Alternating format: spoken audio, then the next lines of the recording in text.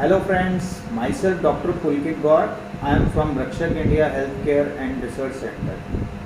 आज हम बात करने वाले हैं मिर्गी के दौरे के बारे में। मिर्गी का दौरा मतलब जिसे मेडिकल टर्म में बोला जाता है एपिलेप्सी, कन्वर्जन एंड सीजर।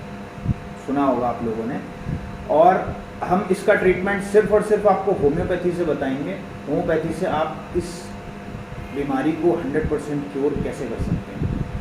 आइए जानते हैं मिर्गी के दौरे के बारे में। मिर्गी का दौरा किसे बोलते हैं, मैं थोड़ा इंग्लिश में समझाता हूँ आप लोगों को। मिर्गी का दौरा means a disorder in which a nerve cell activity या फिर कहें इलेक्ट्रिक इम्पल्स, जो नर्व की इलेक्ट्रिक इम्पल्स होती है ब्रेन की नर्व्स की, वो डिस्टर्ब हो जाती है। डिस्टर्ब क्यों होती है? Due to any kind of injury हो जाए या फिर जो बच्चे पैदा होते हैं डीएनए डिसीज़ वगैरह उसकी वजह से हो जाता है।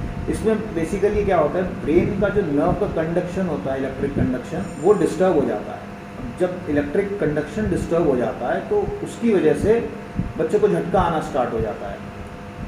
झटका आता है तो लोग डर जाते हैं।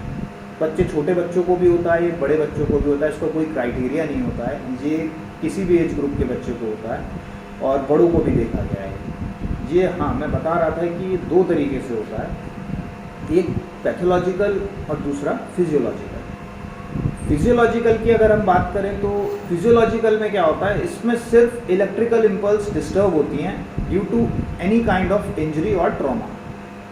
मतलब अगर जैसे करंट होता है हमारी नर्व्स में, जब भी वो करंट डिस्टर्ब होता है तो उसकी वजह से बच्चे को झटका आना स्टार्ट हो जाता है। दूसरा होता है पैथोलॉजिकल। पैथोलॉजिकल का मतलब होता है कि हमारे ब्रेन के अंदर कहीं पे भी छोटा सा ग्रोथ हो सकता है, या फिर जैसा मैंने अभी बताया था आपको, डीएनए डिसीज़ के से बच्चा बाय बर्थ भी लेकर पैदा हो सकता है, या ब्रेन में कोई ग्रोथ हो जाती है उसकी वजह से नर्व कंप्रेशन हो जाता है। नर्व कंप्रेशन की वजह से बच्चे को झटका आना स्टार्ट हो जाता है। ये हो गया हम पैथोलॉजिकल की बात। अगर हम बात करें सिम्टम्स की, तो इसमें जो सिम्टम्स होते हैं वो टोटली डिपेंड होते हैं फिजियोलॉजिकल की वजह से है या पैथोलॉजिकल की वजह से। फिजियोलॉजिकल मीन्स नो पैथोलॉजी, मतलब सिर्फ फंक्शनिंग डिस्टर्बेंस है, उसकी वजह से इलेक्ट्रिकल इम्पल्स डिस्टर्ब हो रहा है, उसकी वजह से बच्चे को झटका आ रहा है। पैथोलॉजी में होता है ब्रेन के किस पार्ट में ग्रोथ है, फ्रंटल रीजन में है उसकी वजह से अलग सिम्टम आता है, पीछे ऑसिपिटल रीजन है उसमें अलग है, या फिर टेम्पल रीजन हो गया या वर्टेक्स हो गया। कई तरीके के पार्ट्स होते हैं हमारे ब्रेन के, यहाँ पे जिस भी पार्ट में है उसकी वजह से पार्ट